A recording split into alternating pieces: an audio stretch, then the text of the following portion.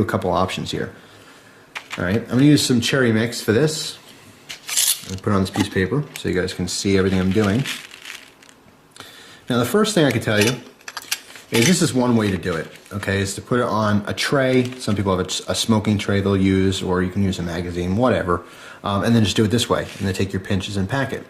Another way to do it is if you store your tobacco in a bag or a jar, to simply dip the bowl right in there, scoop some up, and there you go, okay, pack it, go in again, and do that until you have a full bowl. This is going to be the most efficient way of doing it in the cleanest manner, okay, so it's not messy. By doing it the way I'm showing you here, it's more for demonstration purposes, but when I do this, I don't do it like this. I'll just dip the whole pipe right in, so this way I don't make it as much of a mess and there's not spillage, because you don't want little tobacco everywhere. Plus you don't want to waste it. It's affordable, but it's not that affordable. Once you start getting into some more expensive blends, it's not terribly expensive, but the idea is not to waste any. Doesn't matter if it's cheap or not. So anyway, make sure I have an empty pipe here. Okay, so here's the method you're going to hear about the most old school method of doing this. It's really classy, and it's really cool way to think of it. It's something you probably won't forget once you learn it. But the idea here is it's basically a 3-stage packing process, okay? The first pack would be the tension or pressure of that in comparison to, say, shaking a child's hand, okay? You'll hear this very, very often in the pipe community, okay? The first pack is the pressure of shaking a child's hand. The second pack is the pressure of shaking a woman's hand. And then the final pack on top, or the third stage, you put down the pressure as if you're shaking a gentleman's hand. Okay. Now, what am I talking about? What I'm saying is that you take a little pinch, and a lot of people do this with just your 3 fingers, okay? Take a pinch of tobacco and put it in the bowl. Just like that. Now, when you loosely put it in the bowl, it will fill the bowl, okay? But this doesn't mean you're ready to go. This is way too lightly packed. It's not going to work properly. So what you want to do is push it down and pack it. Now, you could pack it with your finger, or you can use your tamper. It doesn't matter either way. Most of the time I use my finger to pack a pipe. But the idea behind this is that the first time you push this down, you don't cram it down all the way. You push it down lightly. The second time you push it down a little bit more firm. And the third time even more firm. Why would you do it like that? Is because if you push the first one down really tight and then the second one really tight and you keep doing that, your bowl's going to be way too tight.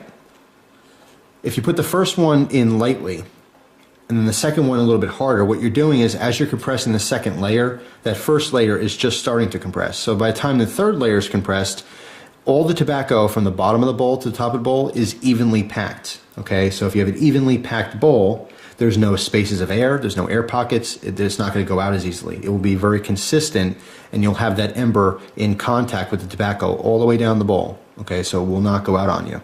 That's the whole idea behind it. But the great way to remember that is that, as if you're shaking a child's hand, you're not going to grip really hard. You're going to give a nice delicate shake.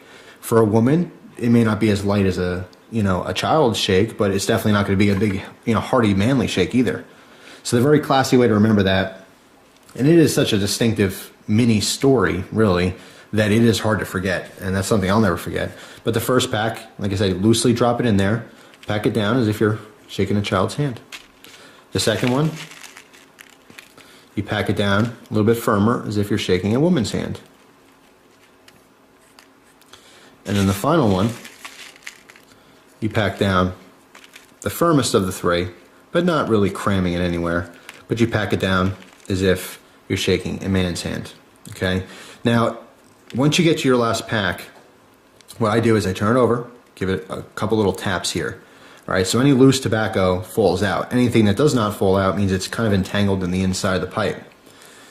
Now, depending on how much you pinch here, 3 may not fill your bowl. Also, there's plenty of different size pipes. There's giant pipes that are literally huge, okay? That's why they're called giant pipes. So they have a larger, deeper bowl. Some bowls are wider. So it's not always 3 pinches is going to be enough. You may do this 4 or 5 times. But the concept is that each time you do it, you push down just a little bit harder so you have a consistent pack on here. Now what I like to do, and I'm going to actually remove this tobacco and repack it to show you what I do. Just take off the top layer a little bit here. All right, so when I put my last pinch in here, what I will do is after I pack it a little bit, and knock off that extra. Make sure it's all in the bowl and not sticking out. I'll put my thumb over the top, okay, and I give this a spin. And I will rotate this around about 5 or 6 times. And by spinning, some of the loose will fall out, that's okay. But by spinning and turning my finger around like this, I'm twisting all the tobacco on the inside, and this entangles everything, okay? For me, what this does is all the tobacco that's in there is now being twisted within itself, okay? So you have maximum contact from tobacco to tobacco. So when the ember is burning on that top layer, instead of hitting a pocket of air, you know, or loose tobacco, because everything's kind of twisted together, it will continue to stay lit. I've had great success with this method, okay? It doesn't matter how you pack it. When you get to that end, give it a little spin. Now this is a play off of another packing method which is very labor intensive, and it's almost a ritual. And I forget the exact name of that thing. You can look it up if you wish, but honestly, I don't think it makes a difference. Just pack it however it's going to work for you. This is the most common amongst the pipe smoking community. It is the most efficient. The end result here is you want to be able to smoke your pipe as you wish without the thing going out, so you don't have to keep lighting it, you know, or keep bothering with it. You just want to enjoy the experience.